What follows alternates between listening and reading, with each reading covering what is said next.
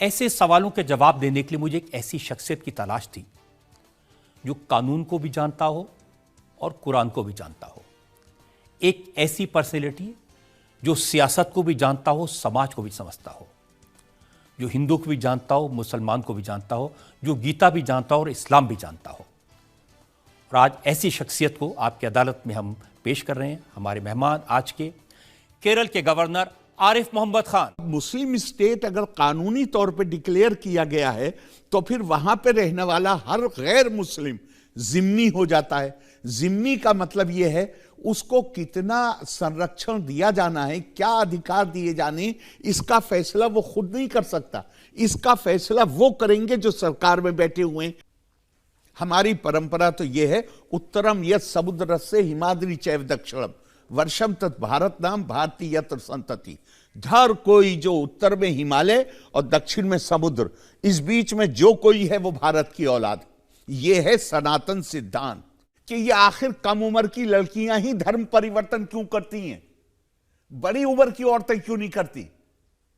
1000 से ज्यादा बच्चियों का अपहरण होता है और उनको धर्म परिवर्तन। एक मदरसे हैं जिन्होंने फॉर्म, मेरे पास वो फॉर्म भी हैगा, फॉर्म छपवाए हुए हैं, उस पर उनके एंट्री की जाती है और उनकी किसी से शादी करा दी जाती है, धर्म परिवर्तन करा आने से। हम देख रहे हैं यही डर पैदा किया गया, गौर करिएगा, यही डर पैदा किया गया था 1947 से पहले। लोकतांत्रिक आजाद देश में मुसलमानों का धर्म खतरे में होगा, संस्कृति खतरे में होगी, भाषा खतरे में होगी, हर चीज खतरे में होगी। हमें तो अलग देश चाहिए। देश बन गया 1986 में, शाहबानों को लेके यही माहौल बनाया गया था। 2017 में वही पर्सनल लॉ बोर्ड जो 3 तलाक को कहता था कि ये इस्लामी है और अगर इसको छुआ गया तो ये हमारे दीन में मदाखलत होगी, उसी पर्सनल लॉ बोर्ड ने 2017 में सुप्रीम कोर्ट में जाके क्या कहा? 3 तलाक बिदअत है, 3 तलाक अन्यायपूर्ण है, 3 तलाक खत्म होनी चाहिए, हम खत्म करेंगे इसको, हम इसके खिलाफ अभियान चलाएंगे। 30 साल क्यों लगते हैं समझने में? वो वक्त भी देखे हैं तारीख की घड़ियों ने, लम्हों ने खता की थी, सदियों ने सजा पाई। थोड़ी देर के लिए मैं माने लेता हूं वो सारे डिस्क्रिमिनेशन हो रहा है, लेकिन डिस्क्रिमिनेशन करने वाला क्या उस एक खुदा की ताकत के बाहर है जिसको मैं मानता हूं? तो कुरान मुझसे क्या कहता है? कुरान मुझसे कहता है वमा असाबकुम मिन मुसीबतिन फबिमा कसबत ऐदीकुम व याफू अन कसीर।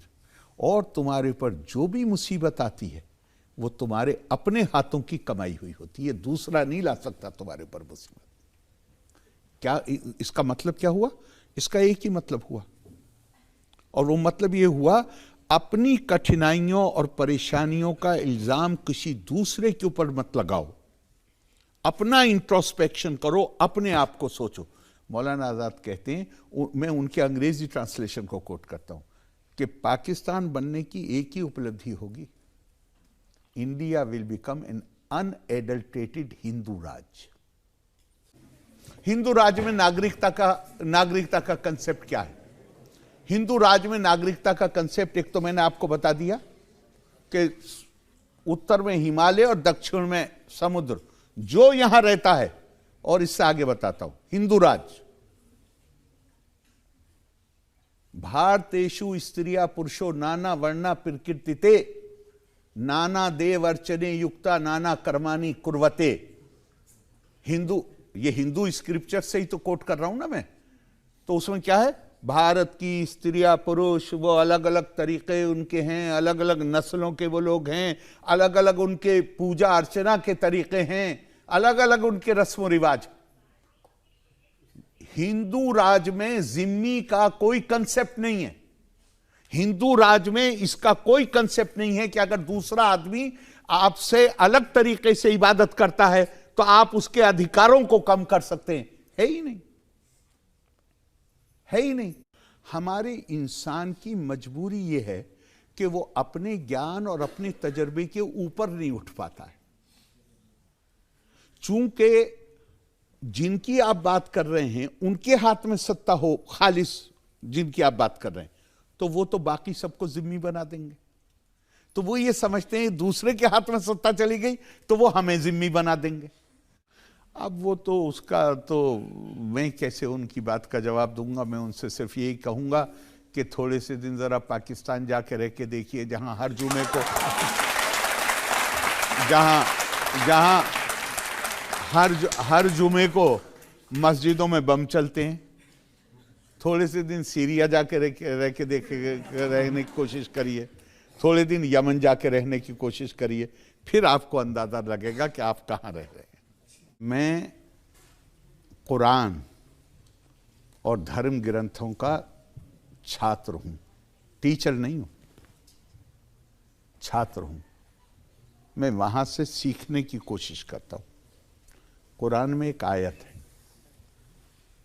वइन तुती अक्सर बन फिल अर्दे युदिल्लू का अन सबीलिल्लाह इन यत्तबिऊना इल्ला ज़न्ना वइन हुम इल्ला यखरुसून।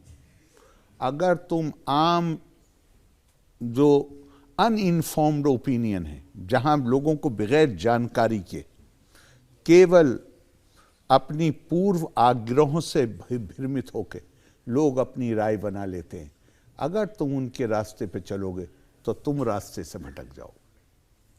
आपका यही तौर तरीका है जिसकी वजह से मौलाना आजाद 1949 में ये कहने पे मजबूर हुए थे। मौलाना आजाद के शब्द हैं, पहली बात मेरे शब्द नहीं है। मौलाना आजाद ने कहा, मैं ये मानता था कि देश का विभाजन एक सैलाब की सूरत में आया और वो अपने साथ गंदगी बहा ले गया, लेकिन तुम्हारा बिहेवियर देख के मुझे लगता है कि कुछ गड्ढों में वो पानी रुका रह गया है और उसमें से बदबू आ रही है। अब यही मुस्लिम लीगी देश के आजाद होने के बाद, अब मुस्लिम लीग तो चल नहीं सकती थी, ये कम्युनिस्ट बन गए। और लेकिन इनका वो जो अलगाववादी इनका सोच थी, वो जू की तू बनी रही। तो ये कम्युनिस्टों की शक्ल में जो मुस्लिम लीगी हैं, उनके लिए मौलाना आजाद ने ये जुमला कहा था।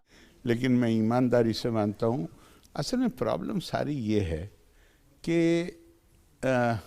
कम्युनिटी की बात करते हैं और कम्युनिटी के लिए जो गाइडेंस होनी चाहिए, जो किताब, उससे कोई ताल्लुक नहीं। किताब तो ये कहती है इंसाफ के लिए खड़े हो जाओ, जो बात तुम्हें सही लगे उसके लिए खड़े हो जाओ, चाहे वो बात तुम्हारे माँ बाप के खिलाफ जाती हो, तुम्हारे रिश्तेदारों के खिलाफ जाती हो, तुम्हारी बिरादरी के खिलाफ। ये किताब कहती है। क्या है हमारी आस्था? पैदा करने वाला खुदा है? लेकिन उस खुदा ने हमसे कहा कि जन्नत जो है वो माँ के कदमों के नीचे। माँ तो कुदरत का बनाई हुई एक जरिया है ना पैदाइश का, लेकिन उस जरिए को कहा अपनी जन्नत इसके पैरों के नीचे तलाश करो। तो पैदा मैं भारत में हुआ हूं, ये ऊपर वाले का फैसला है, कर्मों का फैसला जो भी है। लेकिन जिस मुल्क का पानी पीता हूं, जिस मुल्क का अनाज, उसके खेतों का उगा अनाज खाता हूं, जिसकी हवा में सांस लेता हूं, जहां जिसने जो सब कुछ दिया है, अगर मैं उसको कहूं कि माँ तुझे सलाम, तो इन्हें ये सजदा नजर आता है।